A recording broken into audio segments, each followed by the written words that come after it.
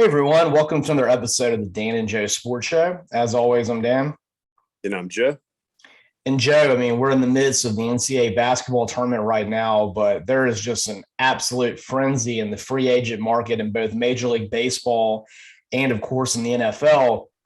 And let's start with our beloved Braves, who, of course, yet again are losing out on one of their main superstars. I feel like it's been since the 90s since we've held on to someone like a Chipper Jones or an Andrew Jones. Seems like outside of that, we're losing them. And now Freddie Freeman joins the ranks of Mark Teixeira, Jeff Francoeur, and others since that time that have not stayed at Atlanta after that big contract and are now moving on. And, hats off to Freddie Freeman. I'm glad that he got us our World Series, the first one since 1995. And you can't wish the man any will, because he definitely was the Braves the last 10 years. Only thing I could say is, man, I wish he wouldn't go to the Dodgers, Yeah, it's going to be a weird dynamic too, Dan, because I have mixed emotions about it. And I think a lot of people do, because the Braves did end up getting Matt Olson, who they traded with the Athletics for. And last year, his numbers were actually statistically better than Freeman. He hit 39 home runs last year and like 111 RBIs. And so you're like, those are outstanding numbers to get excited about. But Freddie Freeman was your franchise icon. And so you're basically, going in your repeat tour, hopefully as world champions, without pretty much the quarterback of your team. And so that's where it's a weird feeling. Yeah, he's the heart and soul of the Braves, and he's been the face of the franchise for the last 10 plus years. He's been there since I think 2010 was his first year with the Braves. Yeah. And I would say that he's the most iconic player that they've had since Chipper Jones. Without a doubt. And like you said, thankfully they won the championship last year. So you definitely have that positive note to think about. But what I worry about is just how you're going to miss his leadership in the locker room. As an emotional leader. I know you've got, Ozzie Albies and you've got Riley and a lot of those guys, but they're relatively younger compared to Freeman. And I just think that cannot be, overemphasized there, losing him there. And then him going to the Dodgers now, they've got like 4 MVPs on their team, Clayton Kershaw, Mookie Betts, all those guys. It's just nuts how loaded this Dodgers team is. And you kind of feel like LA is really taking over the sports world now. You just saw the Rams win the Super Bowl. And the Dodgers, you thought they couldn't get any better. And then, boom, now they got out and got Freddie Freeman. And, it just seems like at this point, the Dodgers didn't win it last year, but seems like you got to put them as the odds-on favorite again this year, especially with the addition of Freeman. They've got a good chance. Their offense could be historically good with the lineup they're going to put out there. But the last thing I'd say about it from the Braves' perspective, like I said, don't get me wrong, I am thrilled to get Matt Olson. I think he's, an uberly talented offensive player. But I do think the look for the GM is not pretty good, because Freeman said on record in a couple of interviews last week that he was not really contacted by the Braves. I know that they had the lockout, which delayed that, but apparently he was only called like 2 times during the entire offseason. And so that I did not think that was the way you should treat your franchise player. Absolutely not. It'd be one thing if they got outbid by the Dodgers, but to show little to no interest in keeping on to a guy who, was there through a lot of rough times and didn't ditch out when he could have, and who was there when you really needed him last year and helped you get your first World Series in almost 30 years, in a year when no one thought you could do it.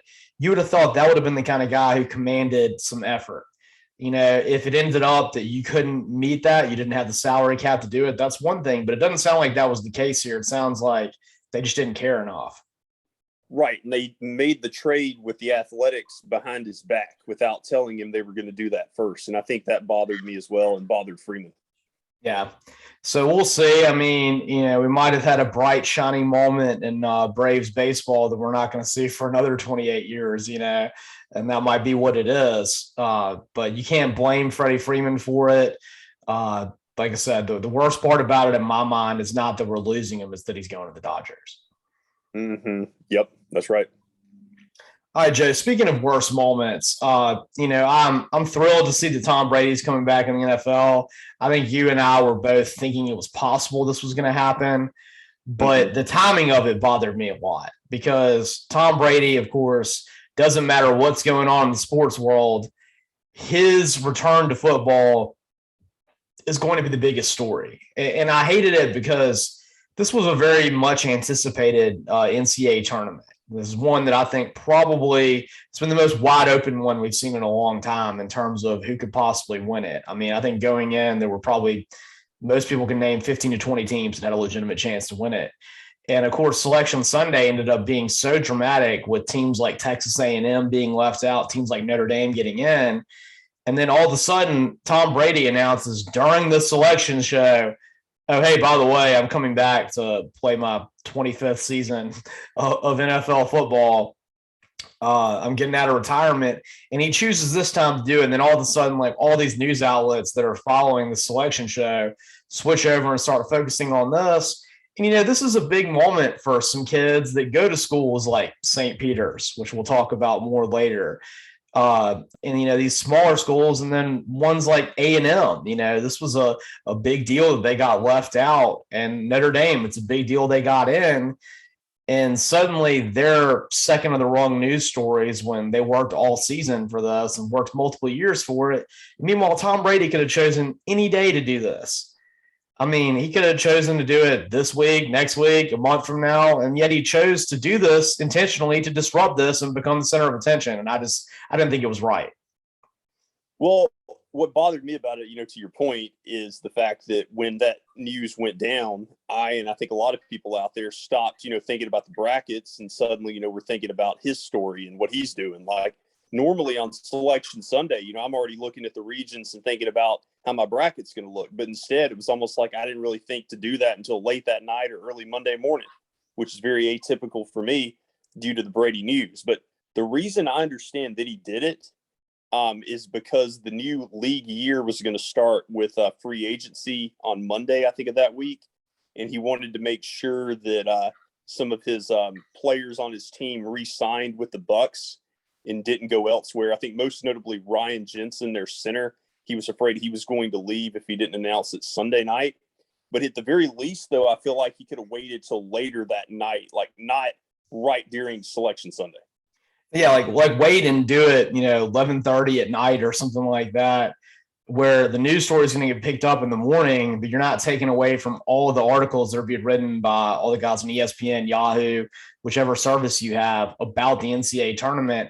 And instead, suddenly their editors calling them frantically, being like, hey, I know you're going to do this big bracket pick and what your analysis of it is, but switch and do the Tom Brady story now because that's bigger news, which that happened all over the place.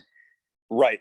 And lastly, I would say, on as far as this part of the conversation, that, I told you before the show that Breeze ironically announced his retirement last year on Selection Sunday. And so let's just prepare ourselves that Selection Sunday 2023, there's going to be some big quarterback news. Absolutely. I mean, maybe Aaron Rodgers' retirement is going to be on Selection Sunday next year. Yeah, I could see it. Yeah, so I just hate it because I feel like, the NCAA tournament is such a great thing, and the Selection Sunday is one of the coolest parts about it. And I think that the rest of the sports world should take a step back for it. Right. But I mean, I will say, like you alluded to earlier, definitely excited to see Brady return. I think that the NFL is much more interesting when he's playing, but also I think makes us feel younger when he's playing. And then finally, if he had retired, we would have been deprived of some of these great matchups that we're going to see this year. He's going to take on Joe Burrow, for instance, and also Patrick Mahomes. Yeah, I mean, I think it's good because, I think a lot of us kind of want to see if he can do it till he's 50. Just to see if it's actually possible. I mean, you look at the way Brady takes care of his body, what he eats, his workout regimen, and it really is inspiring, and it shows you a lot on how you could actually live. And you want to see, has he created such an amazing health, physique and model that he can make it to 50? And now he's 46? He'll be 47 next year when he's playing. So, I mean, we're talking 4 more years. It doesn't seem like he's getting much worse. I mean, because you saw a distinct drop-off with Drew Brees, with Brett Favre, with Peyton Manning. You haven't seen that with Brady. So that's, who knows? I mean, I would bet against it, but I wouldn't bet against it with a whole lot of money right now. Right. And we always would have wondered what if had he not come back.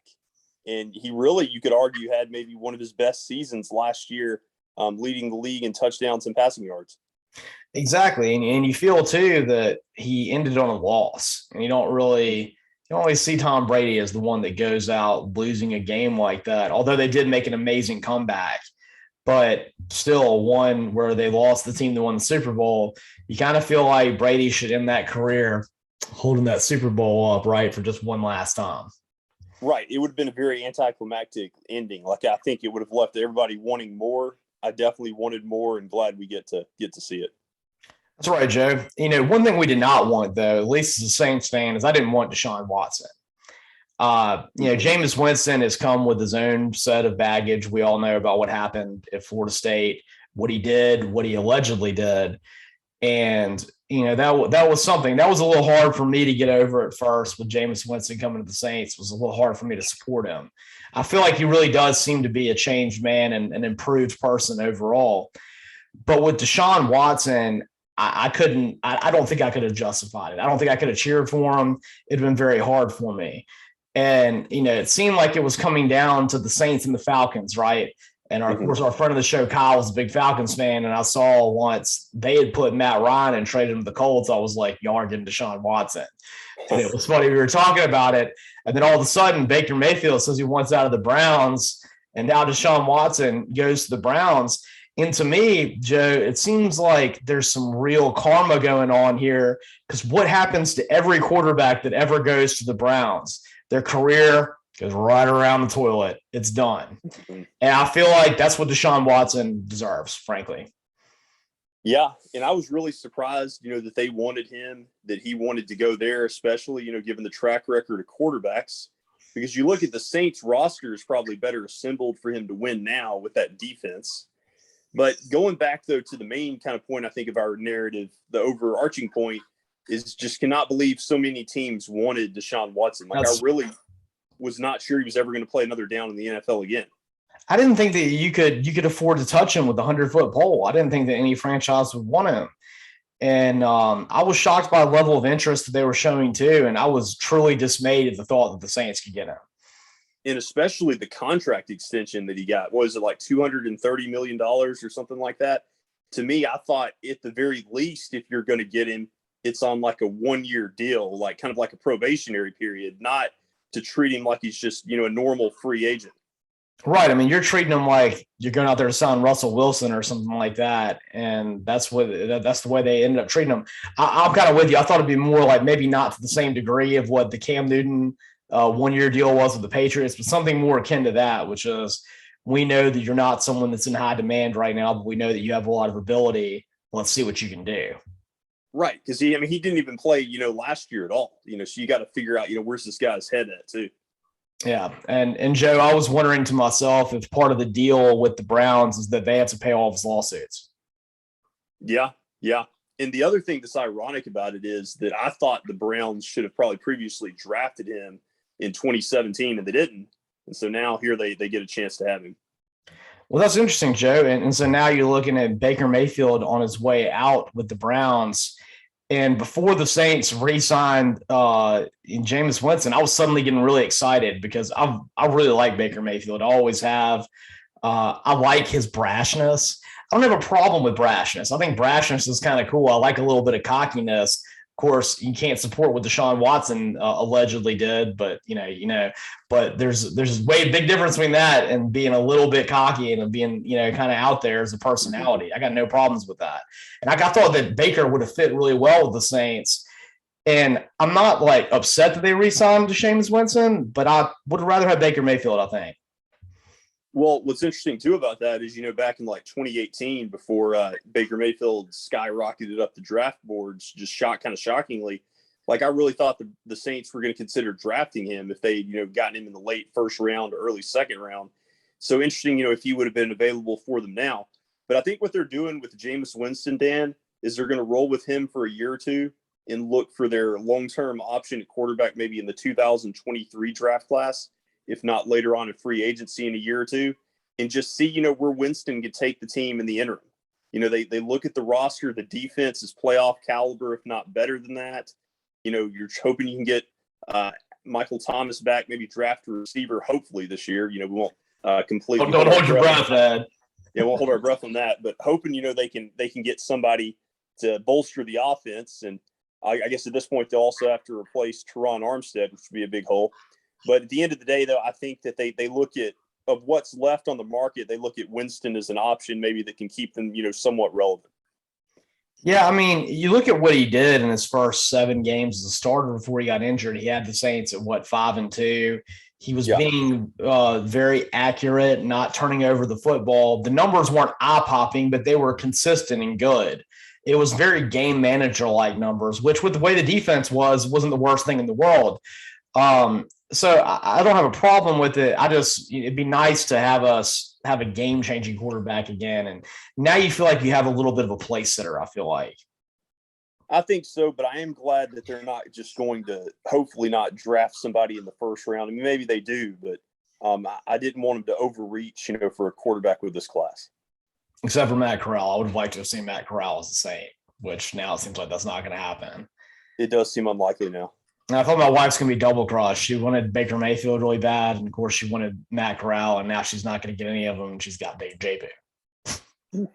Right. Yeah, it is what it is. But, speaking of the Dolphins, Joe, they went out and got Teron Armstead from the Saints, who, of course, has been a great Pro Bowl offensive lineman for the Saints. But not only did they do that, now they went out and got Tyreek Hill in what was an epic trade. I mean, they gave away a lot to get him.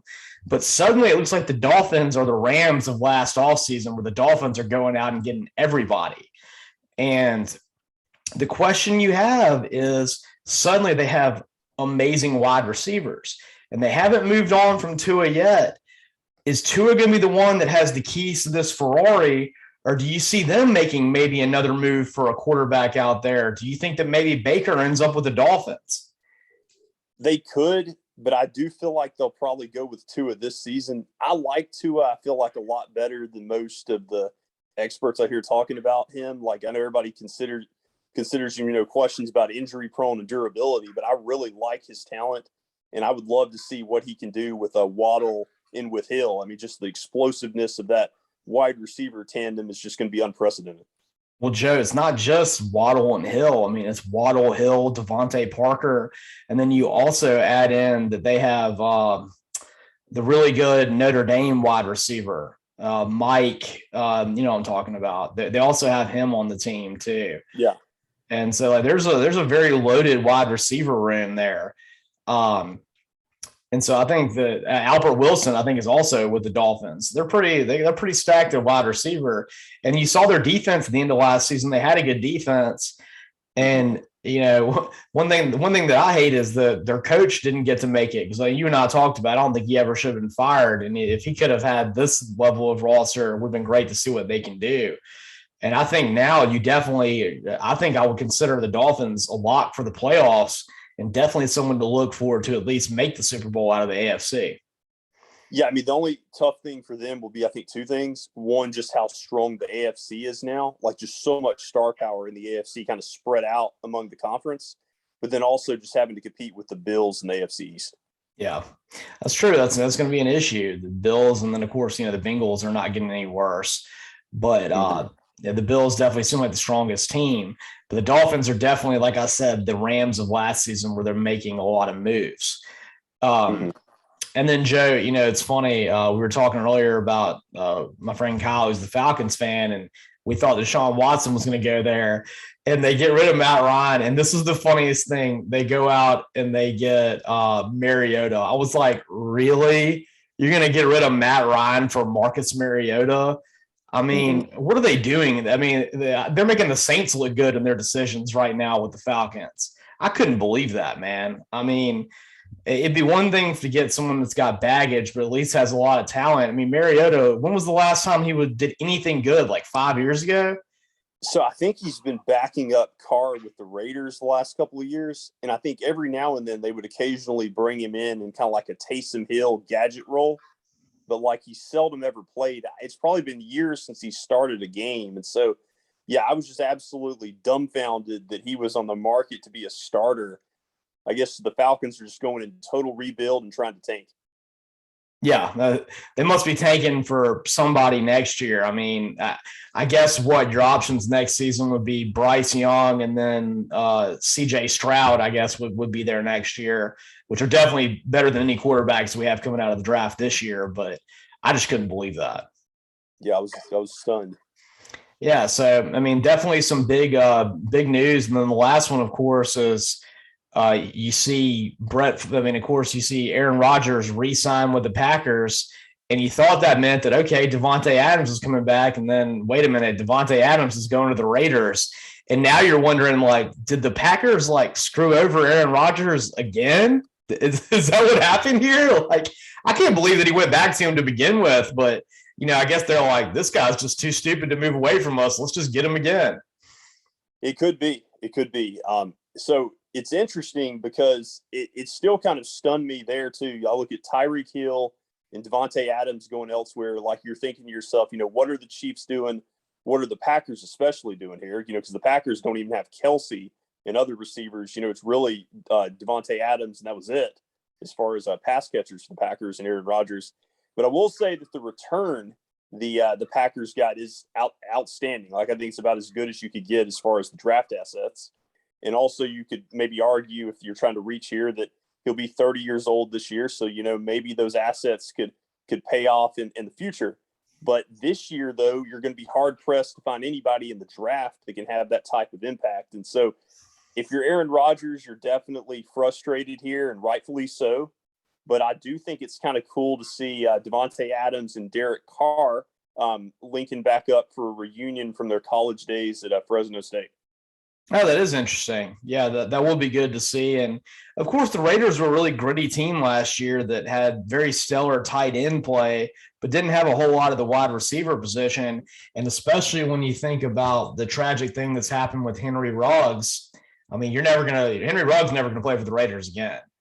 And so this was a wise move when you think about you're replacing your star in Henry Ruggs. Now you're going out and getting Devontae Adams, who is actually a more polished wide receiver than Henry Ruggs is. Yeah. And the AFC West is just so loaded now as a division. Absolutely. And Joe, you were talking about I thought the Chiefs move was pretty smart. Did you see the deal that the Dolphins gave away to get him? I mean, I think it was like a first, second, third, fourth, and fifth round draft pick. I mean, they gave away the farm to get Tyreek Hill. Not saying he's not worth it, but I think the Chiefs made a smart trade right there with what they got for it. Right. No, that's a compelling point. And I think it also has to do with the fact, that they're having to pay Mahomes a lot of money. And we know as Saints fans, when you start having to pay those quarterbacks a lot of money, you just can't afford everybody. It's common sense. And so, yeah, this is about as good of a package as you could imagine for Tyreek Hill. I mean, the only disappointing thing I think for me, just objectively, I was interested to see how Hill and Kelsey and Juju Smith-Schuster could have looked on the same field together. I was kind of excited to see that. Well, and Joe, that probably should have given you a premonition this was going to happen. They went out and got Juju Smith-Schuster because, you think about it in my mind, Hill is an amazing athlete. The speed it's next level. I mean, he's the fastest receiver consistently we've seen in the NFL for a while. But what Kelsey can do is something that less than 5 people have ever done in the history of NFL. He may ultimately go down as the greatest tight end of all time. And so if you think about it, if you have to have one offensive weapon outside of Mahomes that you build around, I think Kelsey is the better one to choose. Well, it's easier to find, as good as Hill is, it's easier to find a receiver than it is a really, really good tight end. Yeah, people like Kelsey don't grow on trees. There's not many of them. And like I said, in the end, you're going to consider him in the same vein as Gronkowski and, of course, Tony Gonzalez. And I think they're the holy trinity of tight ends. And you might consider Kelsey as the best of the 3 of them at the end of it. So in my mind, he's the one you have to hold on to. And Tyreek Hill he's arguably a Hall of Famer. I don't know that he's a Hall of Famer, but he's arguably one. Kelsey is a Hall of Famer. Mm-hmm. Yeah. Yeah, it's weird how ironic the Chiefs have just been great at drafting tight ends with Gonzalez and what's the current one's name? You just said it. Travis Kelce, yeah. Travis Kelce, yeah. And Joe, when we get back, we're going to talk about a lot more different programs. Some of them are names that I don't even know. like St. Peter's. And we're going to talk about this NCAA tournament, talk about what happened in the first week, and also preview our Sweet 16 games. Of course, our show comes on usually on Wednesdays, and you can catch all of our old episodes on Spotify. If you look up the Dan and Joe Sports Show on Spotify, they're all available. All of our shows over the last few months are available on YouTube. We put some more up last night that include our great visit with Tar Heel Tom in Las Vegas. And as always, I'm Dan. And I'm Joe.